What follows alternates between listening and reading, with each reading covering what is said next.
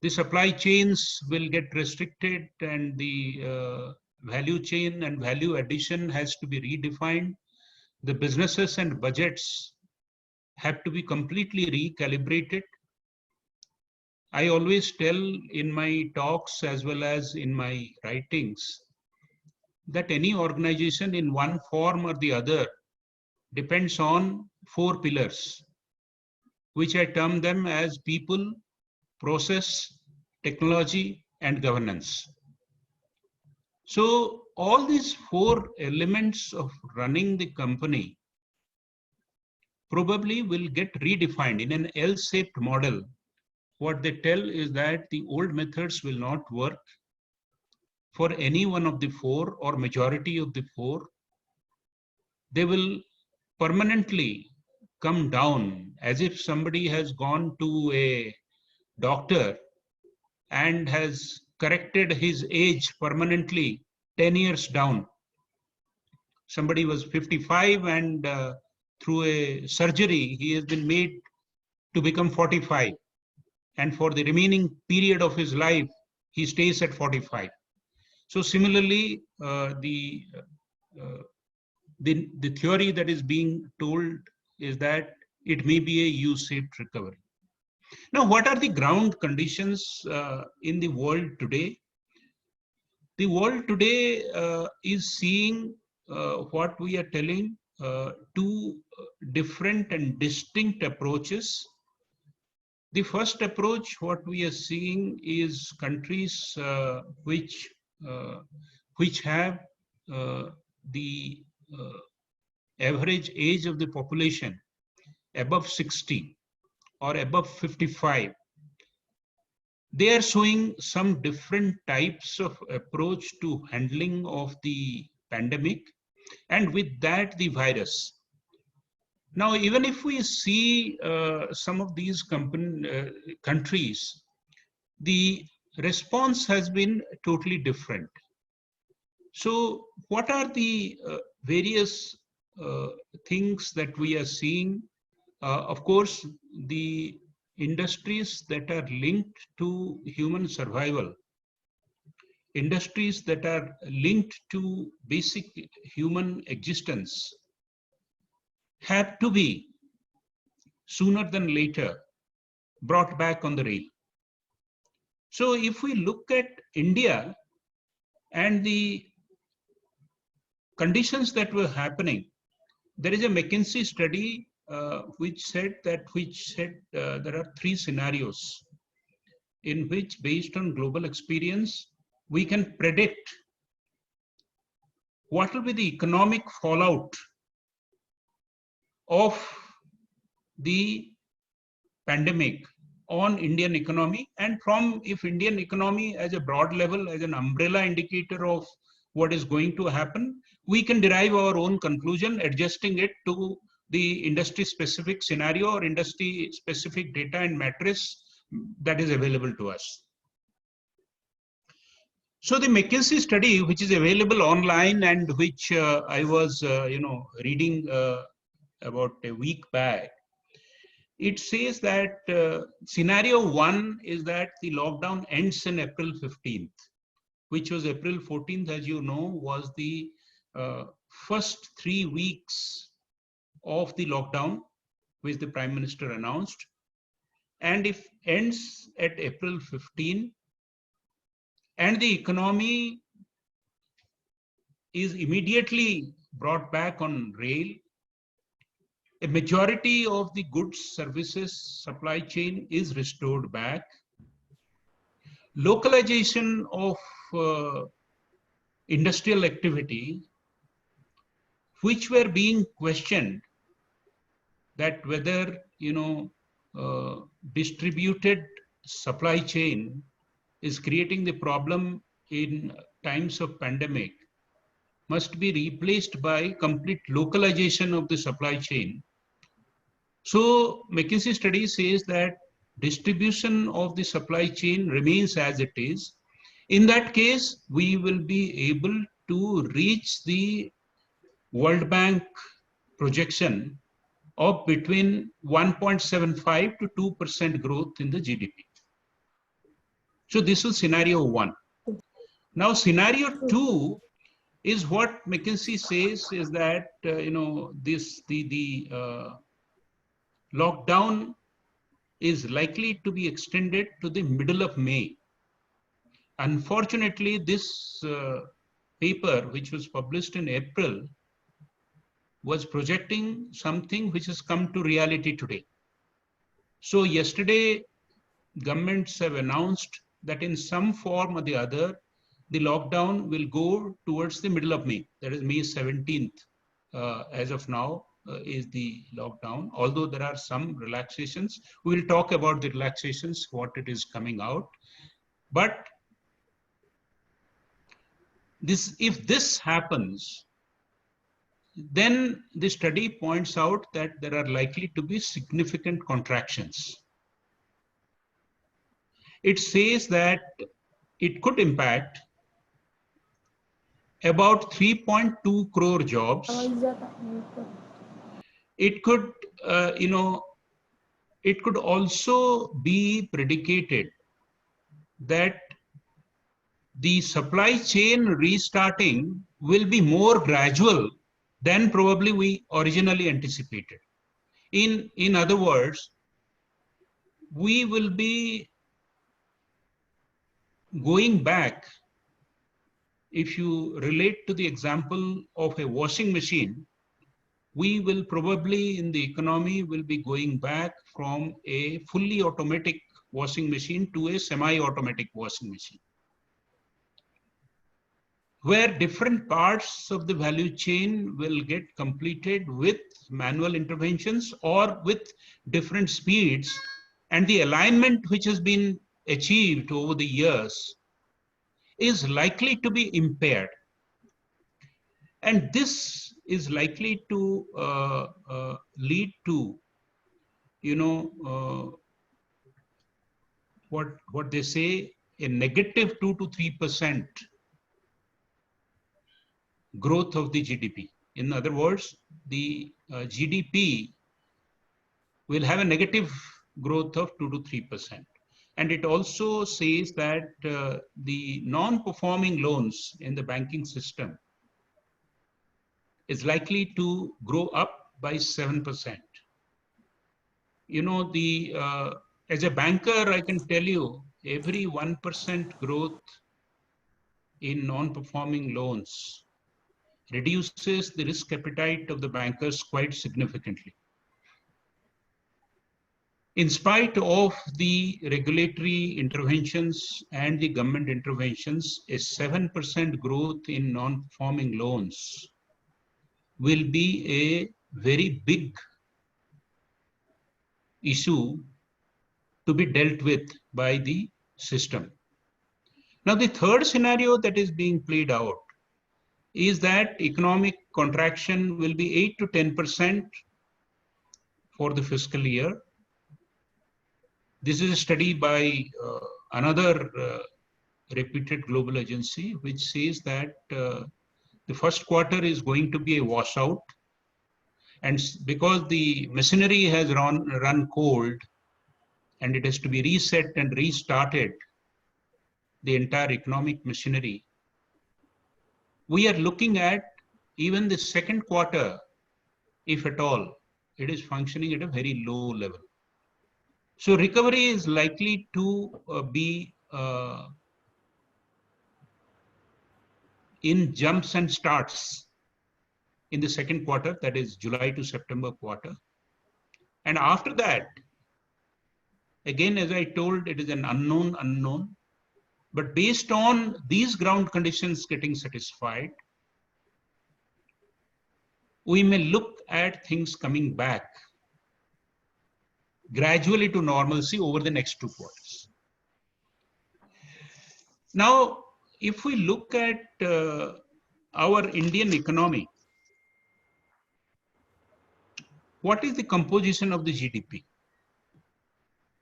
It is 15% from agriculture and allied, 30% from industry, and 55% from services. And mind you, agriculture has 15% contribution to GDP, but about 43-44% of the Indian population is engaged in agriculture. So politically,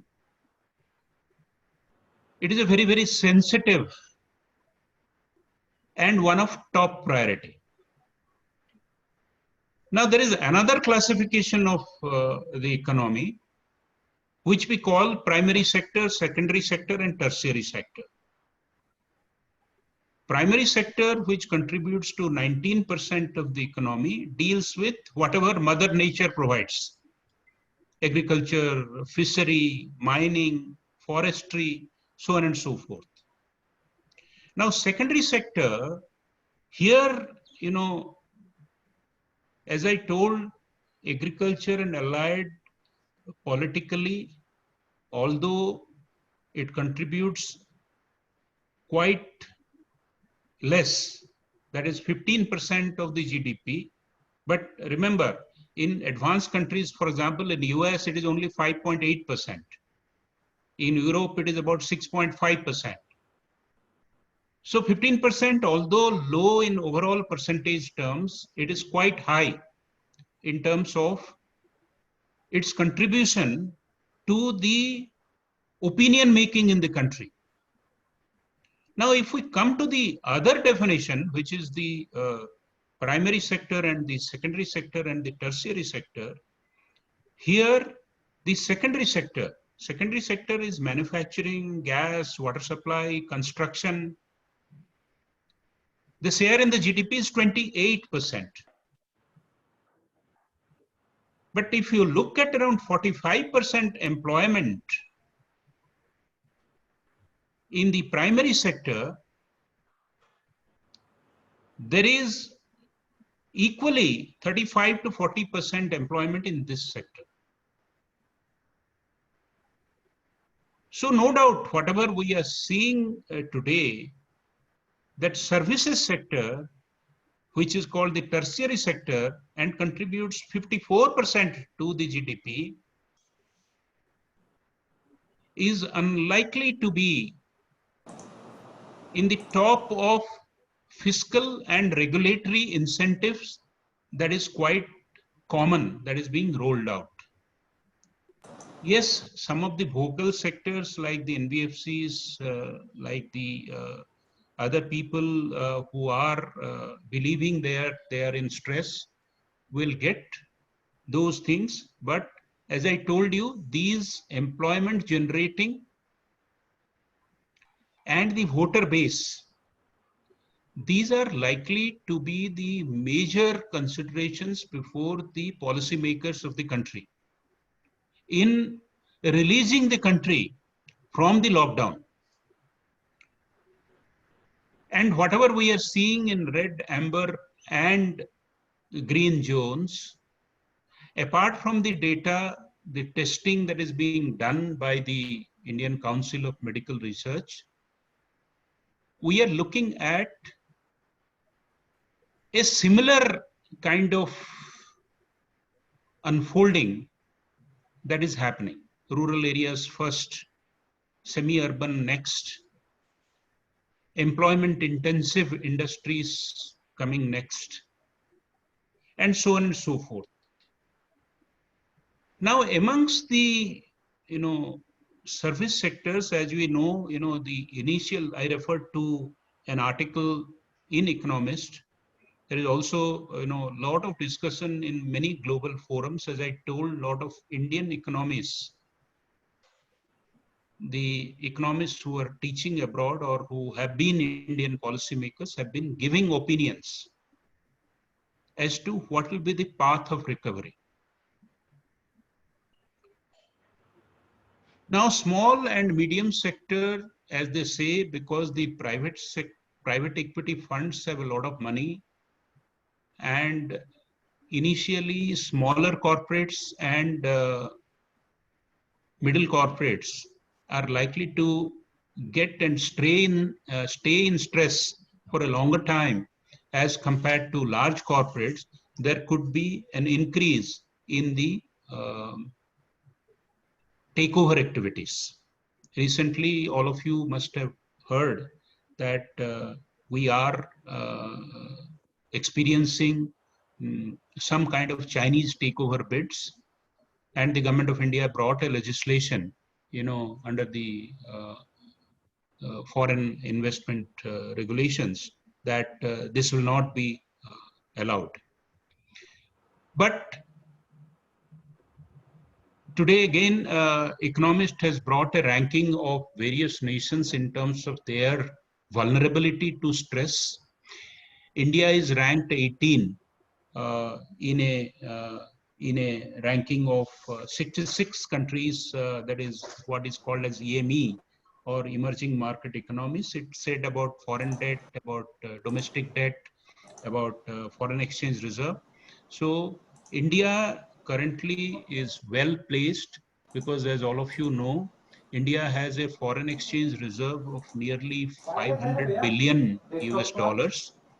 And also, it has a very, Reserve Bank of India and the country's balance sheet is strong. The external debt repayment obligations that are falling due in this year is relatively low.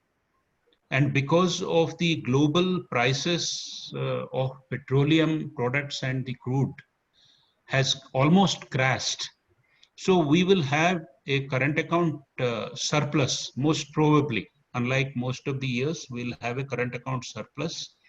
So this will create a positive atmosphere in both the government as well as Reserve Bank of India and other regulators to roll out a series of incentives to revive the economy.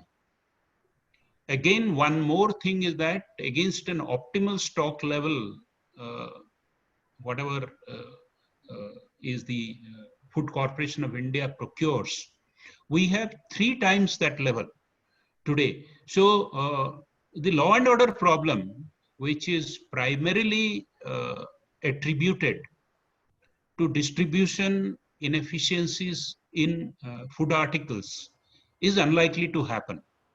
So social safety and social security is unlikely to be a cause of concern. The economic revival, what we initially, in fact, I was addressing a few webinars last month where I told that it is more likely a V-shaped recovery because if we see gradual lifting of lockdowns, then the secondary sector, which is manufacturing, construction, mining, which deploys major amount of people, once it comes down, we will have a good go. But looks like that is likely to be deferred.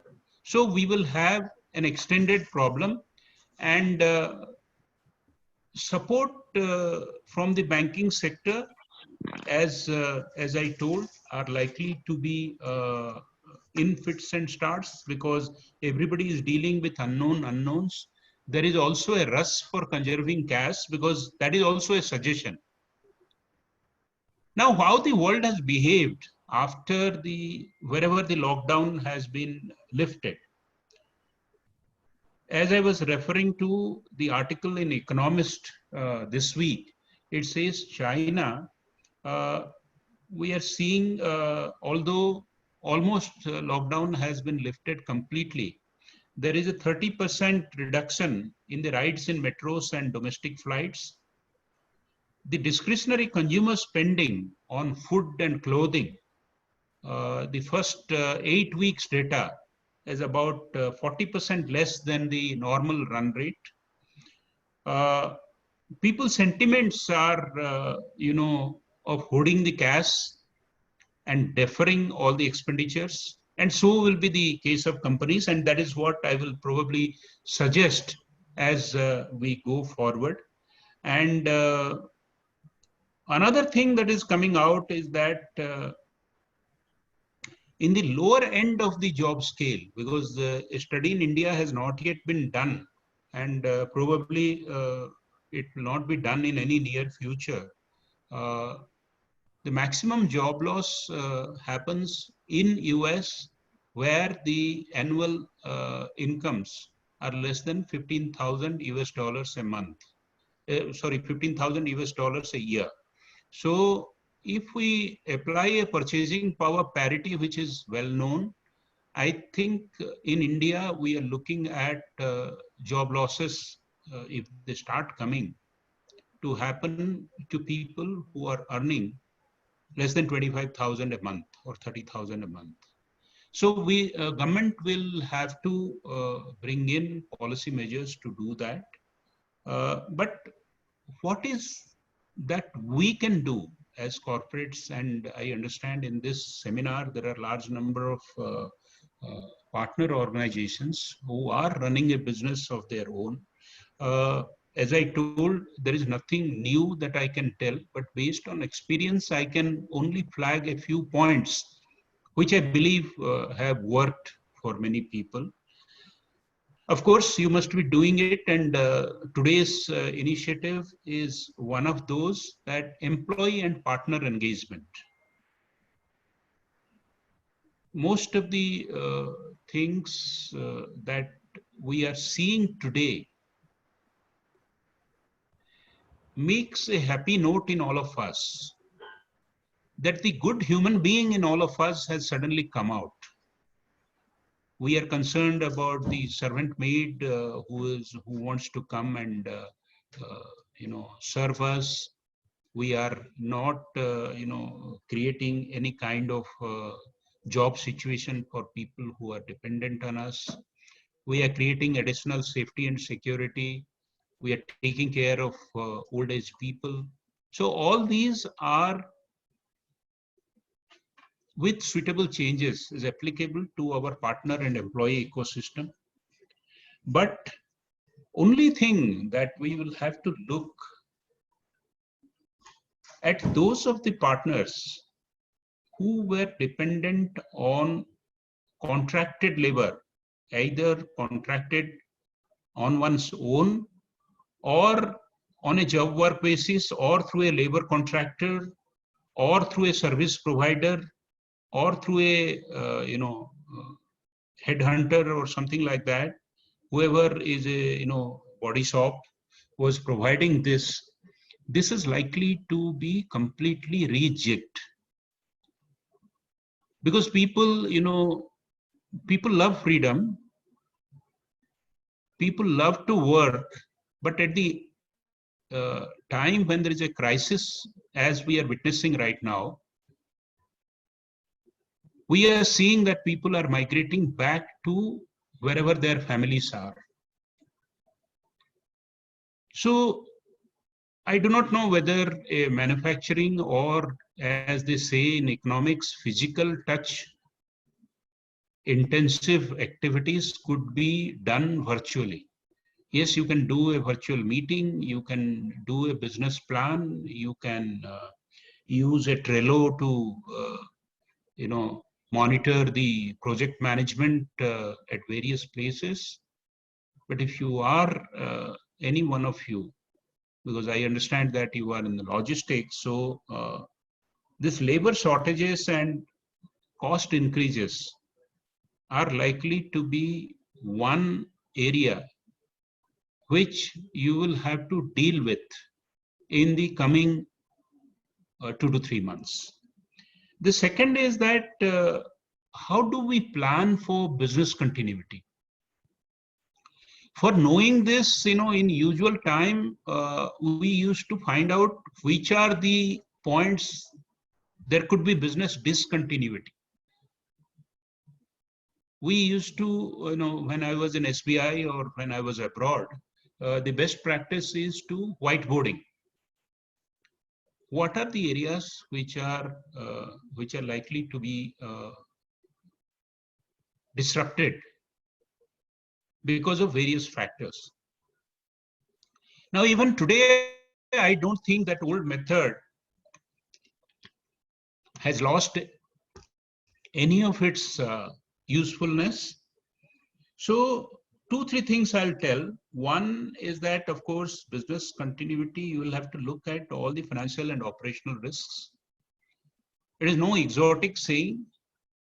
Simple whiteboarding or penciling out what are the financial and operational risks will help. Look at your direct costs. So this is what I advise all the MSME, that first point of attack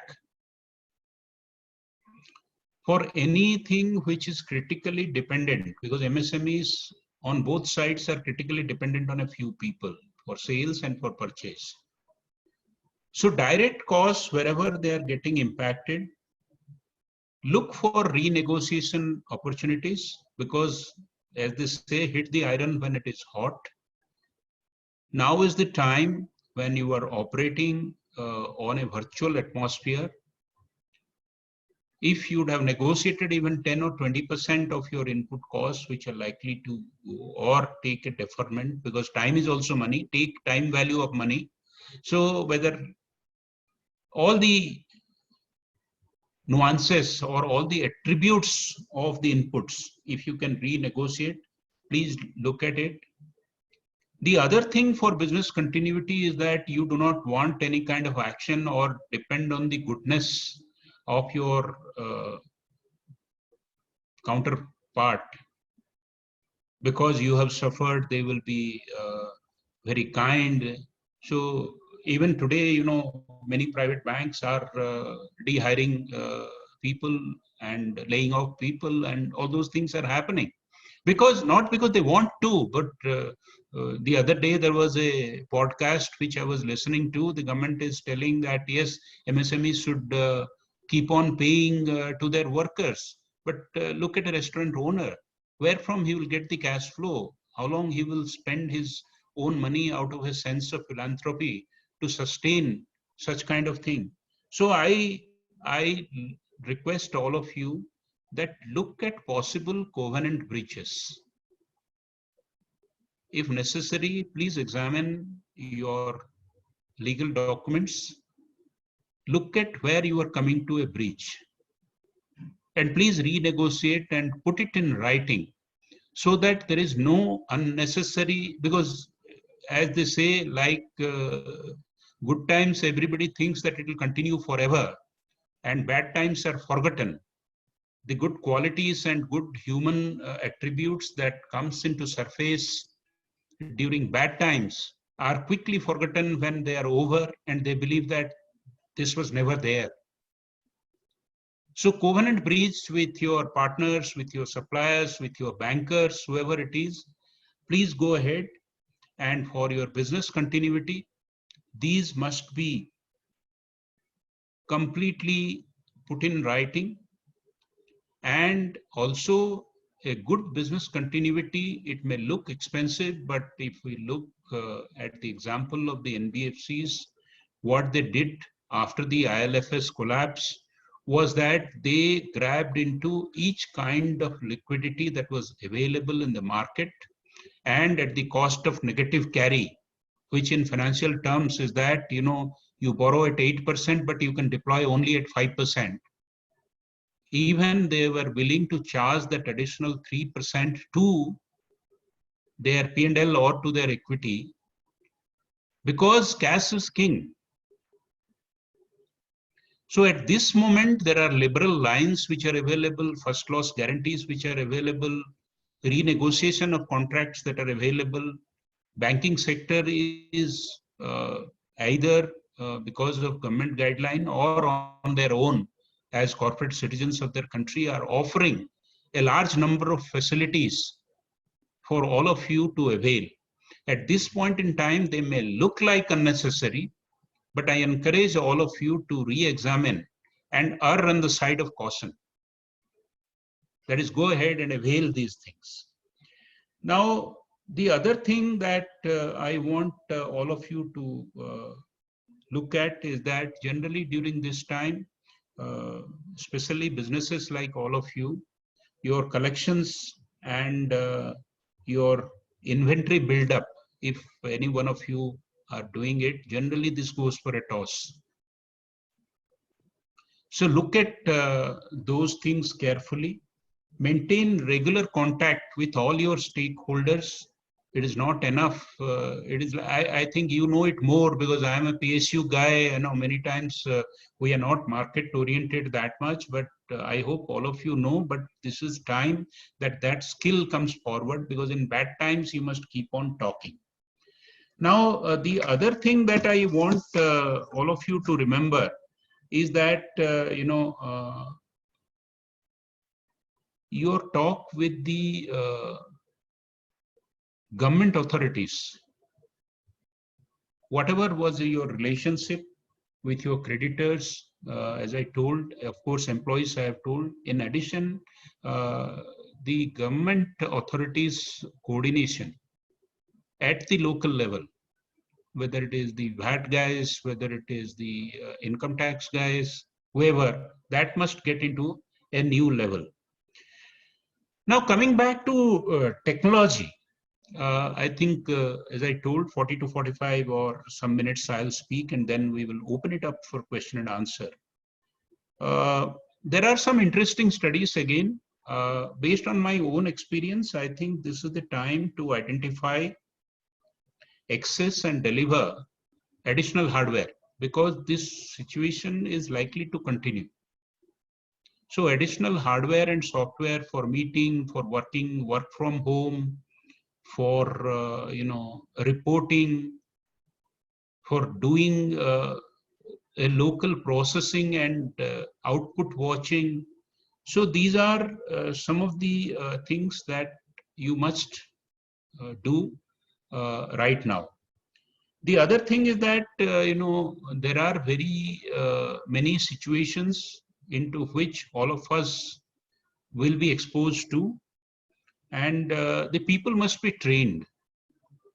So this training, many times we think that people are best trained on the job, but circulation of papers, circulations of SOPs, because unless these are put in place,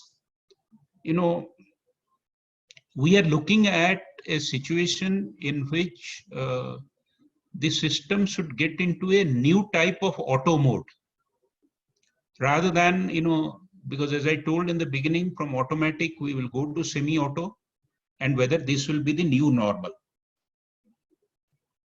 What Gartner has published a study which is quite indicative of what yesterday, in fact, I was listening to a talk by the Hindustan Unilever chief, and he was mentioning that everybody is taking this as an opportunity to ramp up their digital capabilities.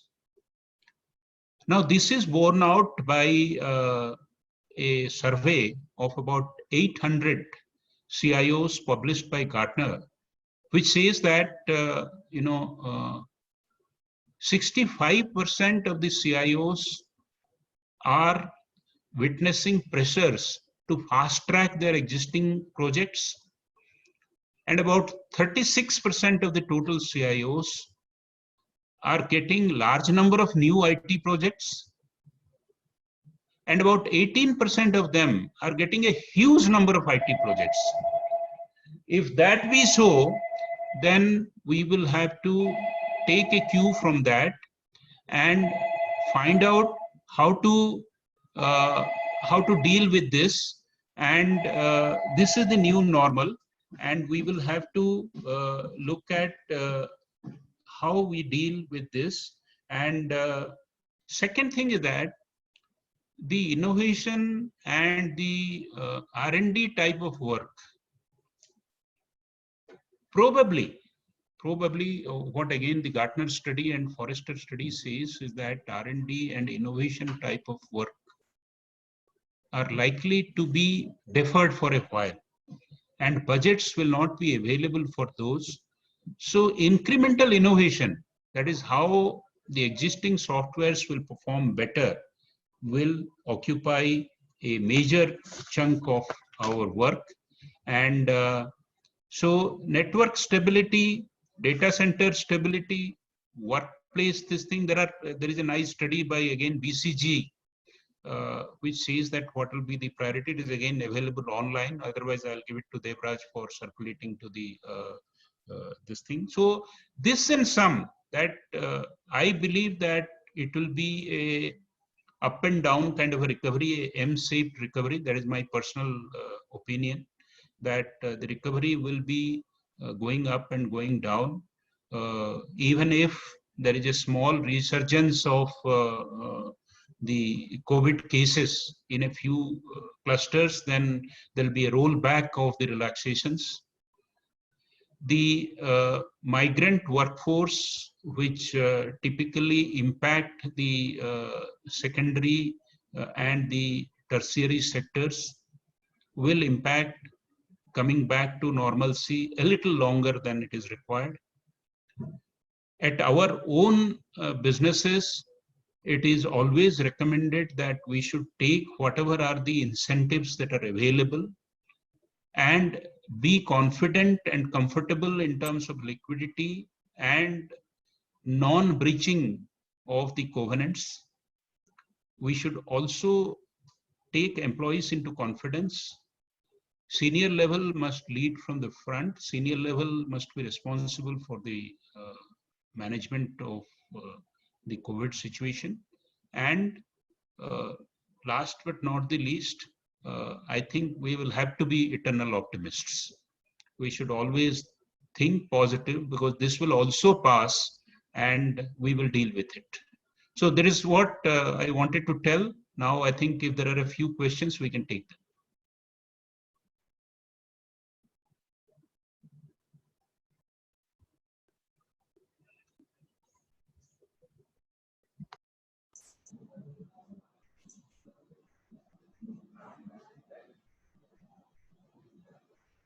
Yeah, thank you, Mr. Mahapatra. Thank you very much.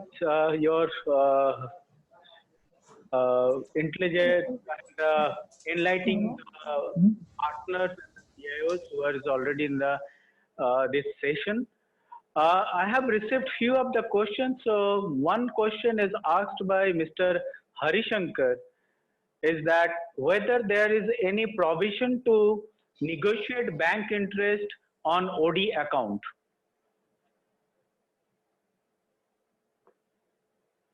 See, there is always a provision in terms of restructuring. When we do restructuring, even many times the part that is carved out as a long-term loan, what we do is that working capital, we say that I do not know how many of you are familiar with the term. We call it sustainable portion of the debt and unsustainable portion of the debt.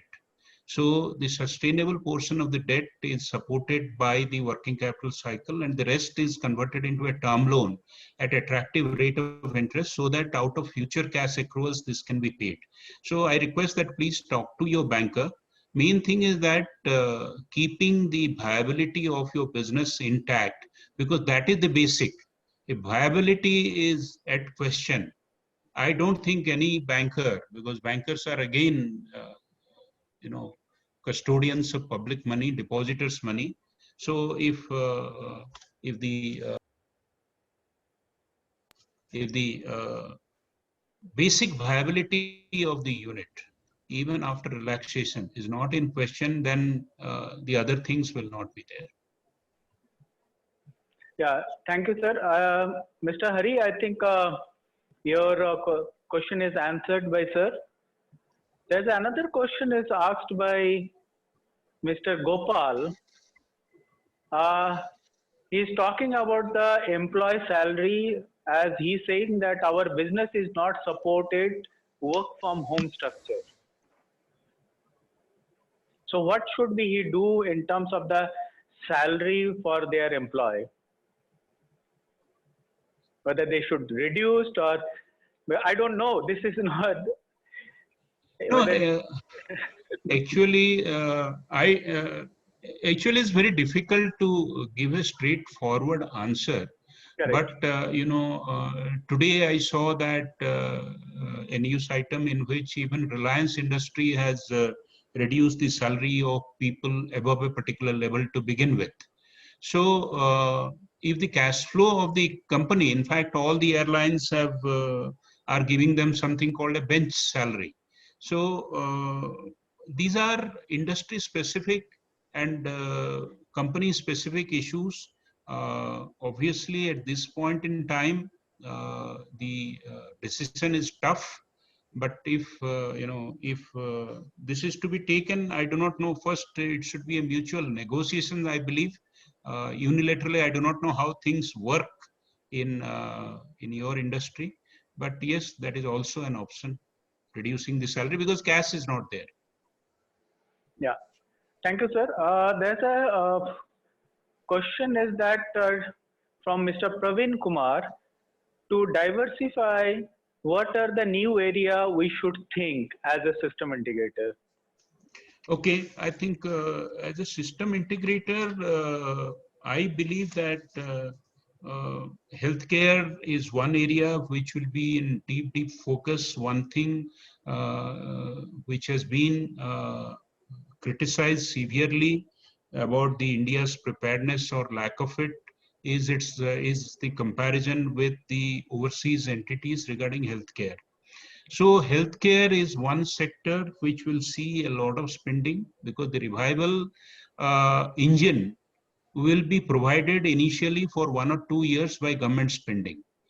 So government spending will be mostly in social, healthcare, pharma, and other sectors which will initially supply uh, e-commerce and utilities. So if you are not into it, then I think you must get into those sectors, because those sectors, as they say, the rural India. In fact, I was seeing one of the broker companies, brokerages, they were suggesting a rural India combination of scripts, because rural India is likely to get maximum amount of government spending. So any rural oriented industry, I think diversification is a good idea into that. There's another from one of the participant is he's talking about due to COVID-19, the financial performance of last fiscal will be impacted, and the current year performance is will also be worst hit. As a banker, what will be approach of bank in reviewing the working capital facility, especially the organizations are in supply chain and trading activity? No, we are trained to take into account these kind of business upheavals. But working capital, as you know, one is that the financial performance is different from what is a working capital requirement. If we look at the working capital cycle, which is from cash to cash is brought and it is converted to raw material, then it is converted to work in process, then it is converted to finished good, and that becomes receivable. I think because of COVID and because of the lockdown, there will be a receivable build-up and there will be a finished good build-up. And some work in process will also get wasted. So there will be some loss will be there. So I think you should have, because many times what happens is that when entrepreneurs approach us, they have a vague idea as to that they are suffering loss, but they don't have proper documentation as well as proper kind of a plan to say that this is the kind of loss that I'm looking at and this is the assistance that I require. So I request that you take professional help in terms of putting together the information, go to the banker and talk to, we are trained in dealing with such situations. Yeah, thank you, sir. I think you have nicely explained that point of view. There's a Mr. Mishra, Bashanta Mishra, he is talking about how do you think of government spending in IT hardware and non-IT also, with impact on IT tender business. Specifically, he's talking about the I believe is talking about the tender business in the government sector or the PSU sector.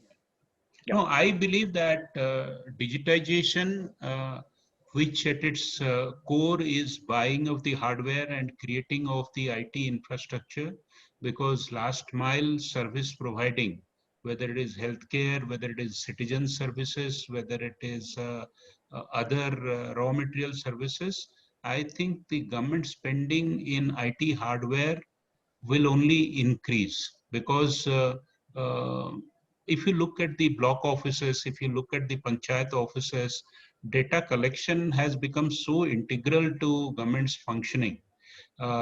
So not only analytics for policy making also, and for distribution of the direct benefit transfer, as we call it DBT, is now all dependent on last mile connectivity.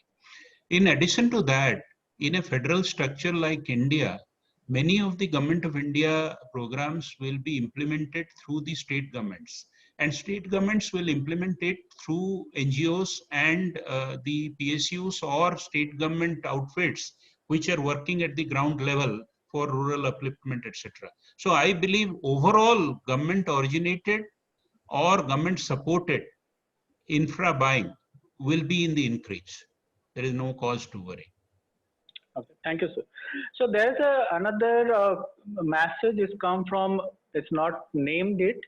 He's talking about what should be the SI do when they discuss, go back to their customer, discuss with IT head or the CIO, and how they should negotiate or they should take it forward in terms of the offering, in terms of the financials, because there is a cost factor increased because of the dollar increase and all, how they will handle it if the CIO or that particular customer is not ready to pay extra pie.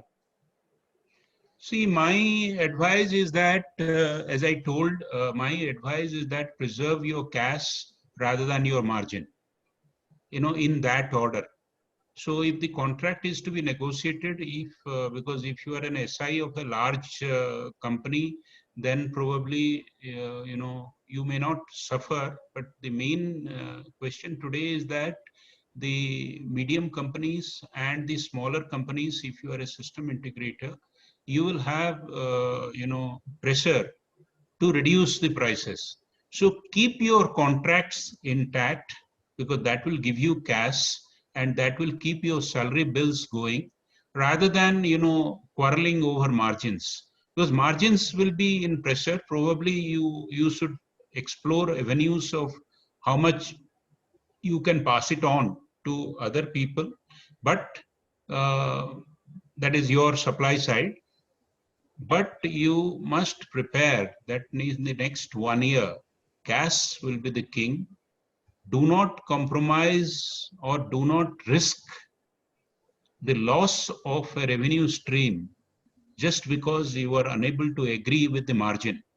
So in your back of the envelope calculation, you will have to lower your expectation in terms of what the margins you will get, and take a good look at the most minimum price at which you can operate, and proactively offer it to your customer, because you must preserve the cash. Otherwise, somebody else will come and do it.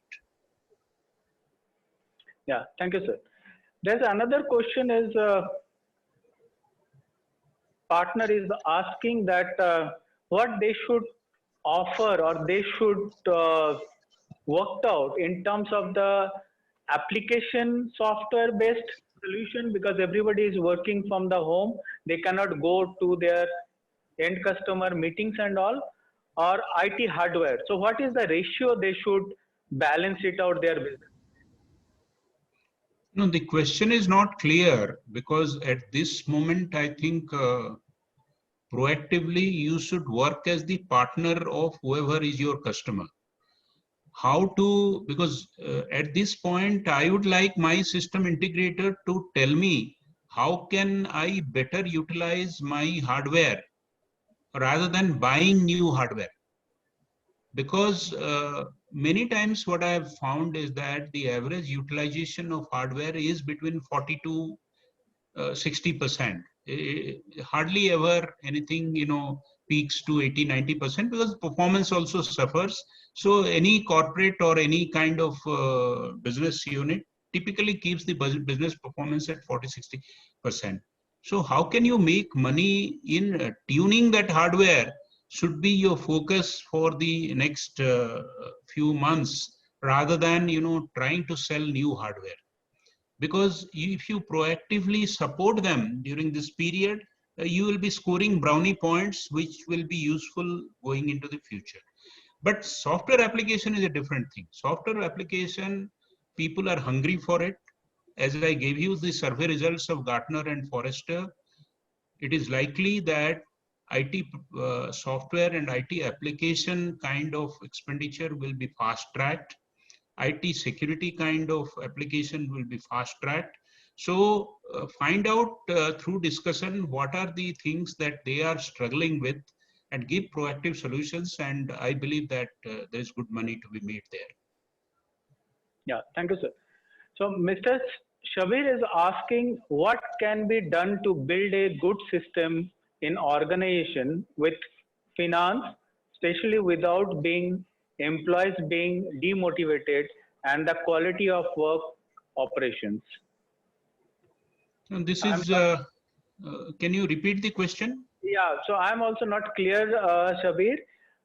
You mentioned is that what can be done to build a good system in organization with finance, especially without being employees being demotivated and the quality of work operation. I'm not clear exactly what is your query, Mr. Mahapatra. Yeah, I think what I'm gathering is that probably what he's referring to is that what I told in the beginning, that people, process, technology. In addition to that, how do we coordinate how there should be a good quality organization structure which coordinates and delivers in a synergetic manner between finance, between operation, between risk management, and between IT, etc. Because various wings in good times, generally they behave like silos.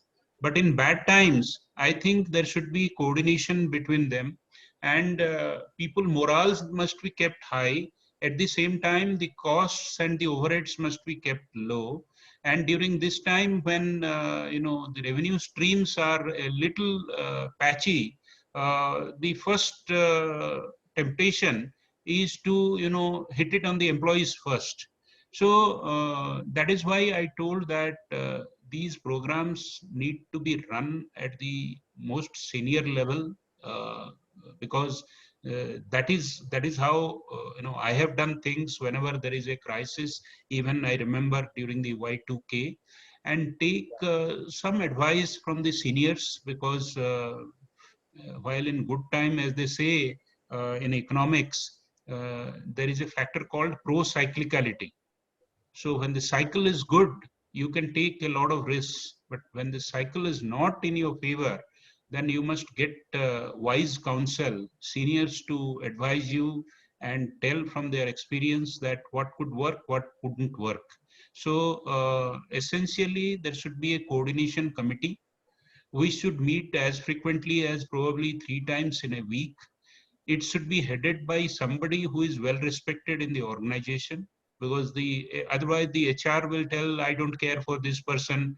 So typically the CEO or the promoter has to put somebody who is well respected, well regarded, and well accepted in the company to coordinate between these and take the problems head on rather than shoving them under the carpet. I think this is the approach I'll suggest. Yeah, thank you, sir. So there's another, he is the system integrator, Mr. Sharad is asking how to improve or revive the payment cycle after the lockdown is over. Can we ask the end customer, who are making payment in 60 days to make upfront payment for current orders, and will they change or agree on it? No, they will agree if they have cash, but as all of us know, when we talk in seminars and Government of India meetings,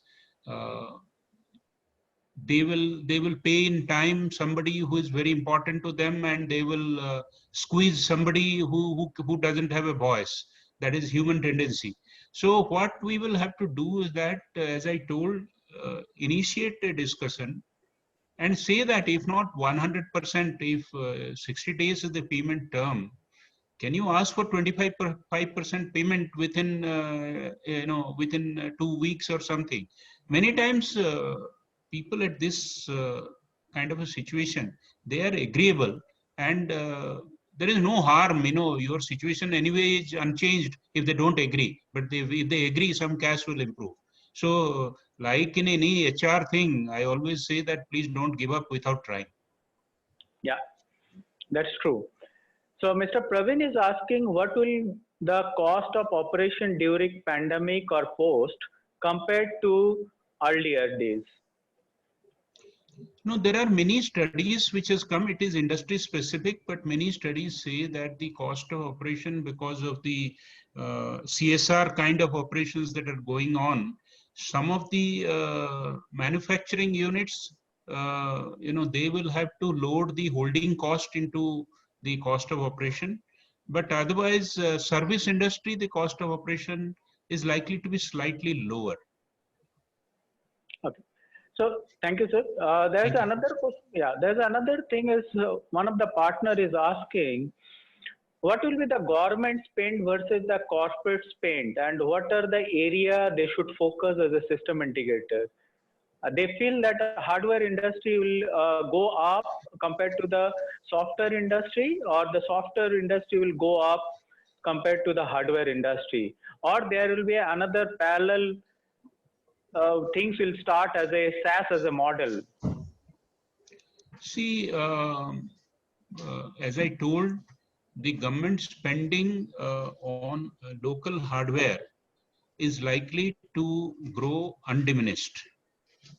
But at the same time, the corporate spending on hardware is likely to move to cloud, because government so far is not very comfortable with data being put on cloud, in spite of the fact that cloud data centers of major cloud providers have been put in the geographical territory of India.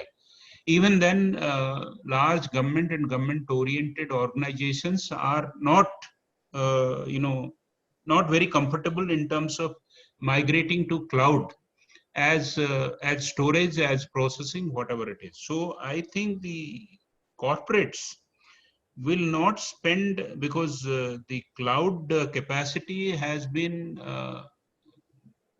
built to a level which can quickly ramp up. So cloud related technology, cloud related software, cloud related migration services, how do we create, even I think in case of government, more likely that local virtual clouds, whether it is at district level minimum, I believe district level creation of data centers, virtual machines, and virtual network kind of an architecture is good business potential. And in case of software, as I told right at the beginning, software demand is likely to increase. Hardware, I see patchy government spending will remain, but corporate spending is likely to come down. Yeah, thank you. So there's another question is from the partner side, as what should be their, as a system integrator, what should be their plan for 30, 60, 90 days starting today? If everything is open as per the guideline, yesterday's guideline. No, starting from today, I see that for next 30 days, you cannot do anything in the front line. But as I told you, for 30 days, plan should be connecting with all your stakeholders, looking at your documents for possible breach of covenant, building up the liquidity, and also rejigging your process flow. As I told, people, process, technology, and governance.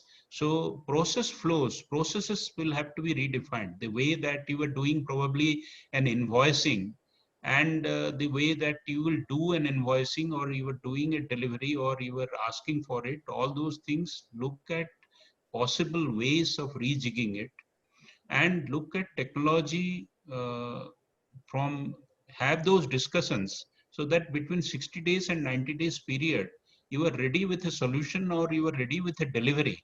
Because in all probability in 60 days, things should have returned to some amount of normalcy. So at the end of 30 to 60 days, you continue with the business continuity, you continue with the liquidity building, you continue with employee morale boosting, you continue with exploring new business opportunities when 60 days come, and 60 days onwards, you should be ready with the delivery. Yeah. Thank you. There's a question is that because in Bombay, specifically in Bombay, is the banking sector consume most of the IT more than any other sector.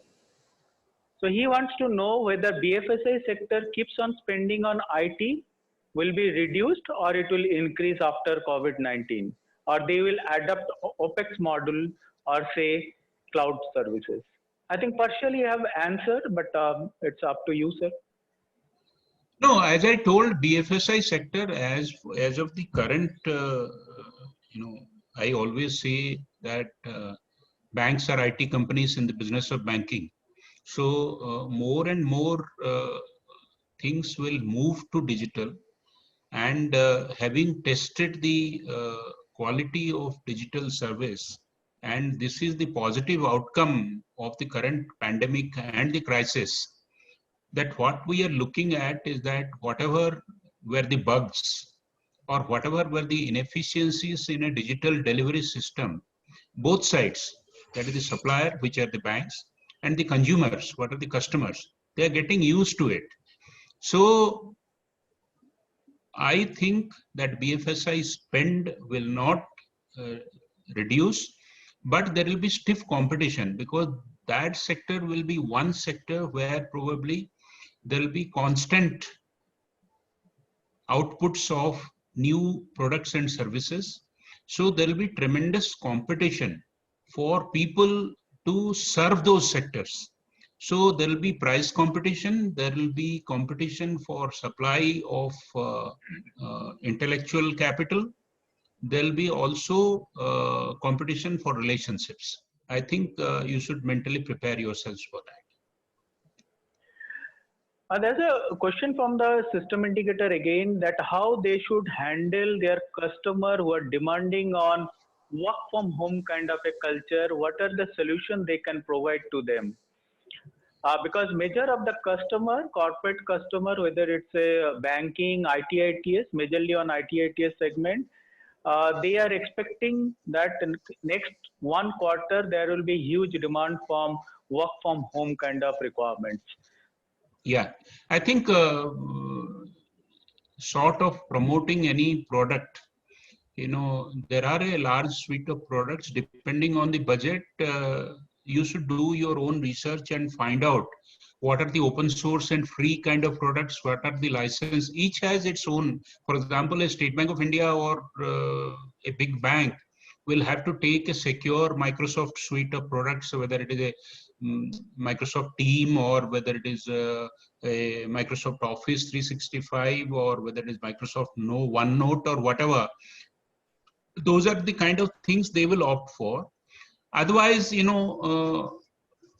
will have to, there are 4 or 5 areas in which there will be demand. One, of course, is, project management.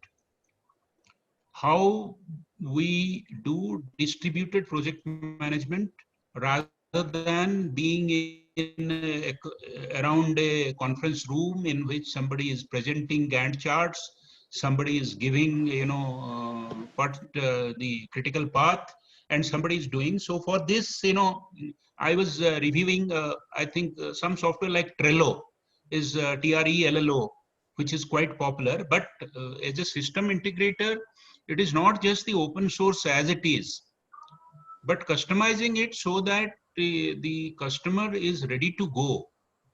There, I think each one of you as system integrator create, depending on the bandwidth available, a technology experimentation group to take these things and try and create the customization capabilities, how we can take this. Similarly, whiteboard, Microsoft Team, what we see, there is a software called Jamboard, which is quite user friendly. And I was using it with my son, exchanging some notes, writing on it, and it is quite good.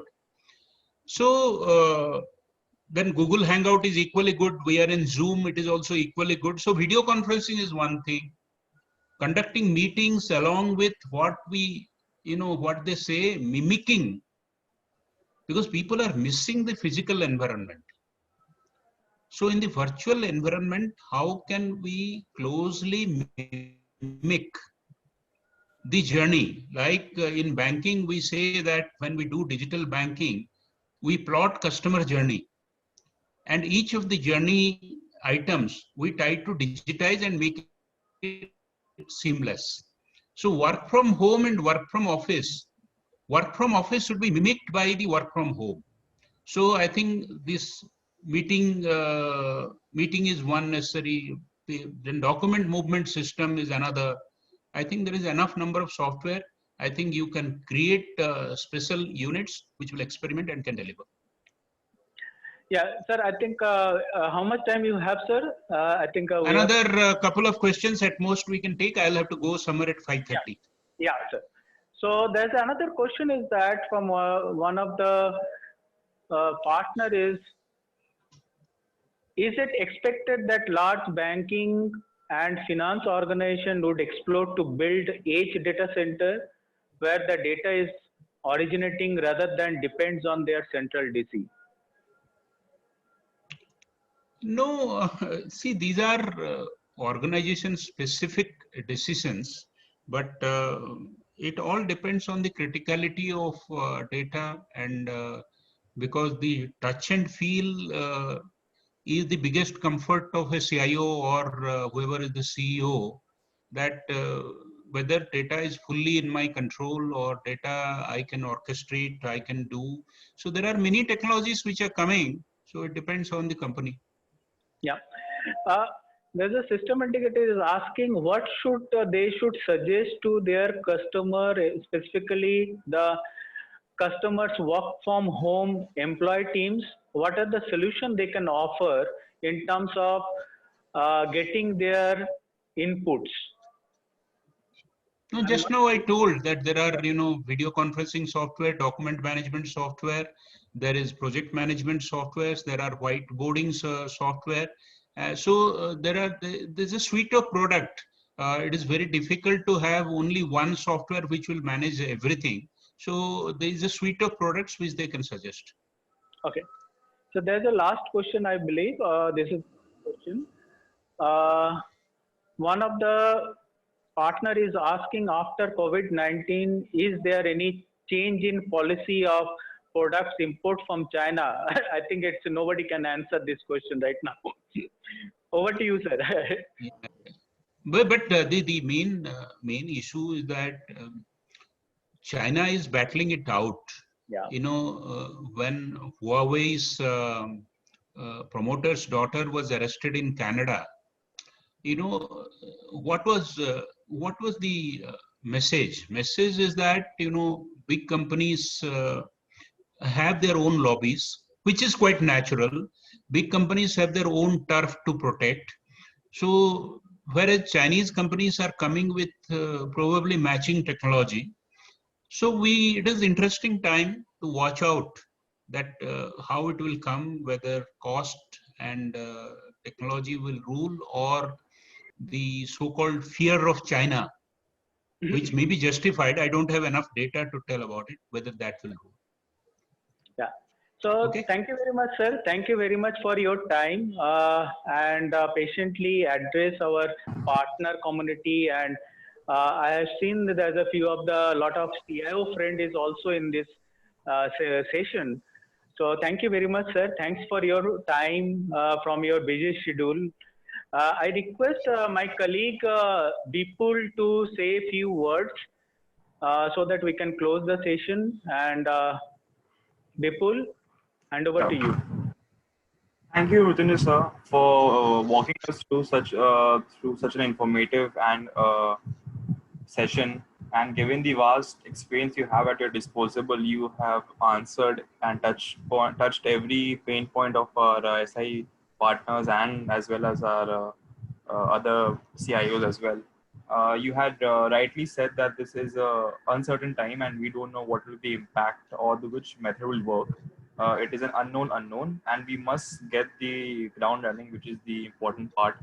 And then you also enlightened us through the various recovery phases, that is V, U, and L, and also helped to other SI partners in answering that how should they, what methods should they take to tackle the situation. For example, look out for the direct cost, control the direct cost, and keep the communication ready with your vendors, and also keep look out for the covenant breaches, which is very important from the point of renegotiation. And training for employees is also very important for these companies. These are the various methods which they should currently work on. Thank you again, sir, for taking out time from your busy schedule and helping us out. So thank you again. Thank you. Yeah, Thank you, thank you, sir. sir. Thanks a lot, sir. Thank you very much, all my partners, all my CIO friends. Thank you very much for your time. I don't know when I can meet sir in physically, but definitely as everything is in a positive side, I'll definitely personally I'll meet you Thank you. in your office. Thank you Thank very you much. very much. All of you, please stay safe and stay happy and healthy. Thank you. Thank you very much. Thank you, sir. Thank you, sir. Thank you. Great.